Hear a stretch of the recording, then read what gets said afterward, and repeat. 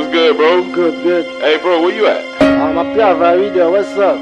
So, we're going to join côté too sweet, so. Moi, madame, on l'a négocié. Il est avec la Kunya. So, mais ma dude, bro, I'm telling you, bro, this shit crazy, bro. I was looking, but I seen it across the street, bro. Yo. A bustin' nigga, too, bro. That shit ain't cool. Listen. I'm about to check his ass, Yo. bro. Bon tout bagay fè. Yo ge kaka sa ou, pa yon lem pa fèm konen yo men. Mou très drôle men.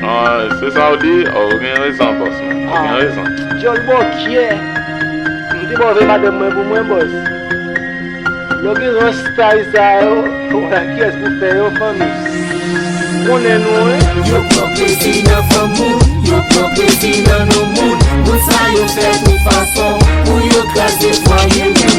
Yo propesi nan famoun, yo propesi nan nou moun. Moun sa yo fè tout fason, pou yo kaze foye moun. Yo propesi nan nou moun, yo propesi nan famoun. Moun sa yo fè tout fason, pou yo kaze foye moun. Relasyon sa fè date, yo nom, yo fom, yo nom.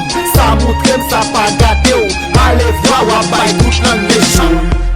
Tonè boulin, sou bon tripotay. Sou madame mwen, map kase don, map kase bekoum, kase let. Ou vi na bazou, na batou tripotay dou. Dou fokon de vwa, tou mbat mode ou, ni mbat peye ou. Mbat peye ou, ni mbat mode ou.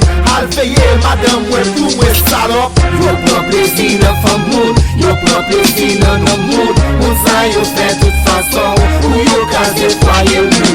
Yo pran plezi nan famoun, yo pran plezi nan nan moun. Moun sa yo fè tout fason, pou yo kaze foye moun. Yo pran plezi nan nan moun, yo pran plezi nan famoun. Moun sa yo fè tout fason, pou yo kaze foye moun. Yo pran plezi nan nan moun, yo pran plezi nan famoun. Moun sa yo fè tout fason, pou yo kaze foye moun.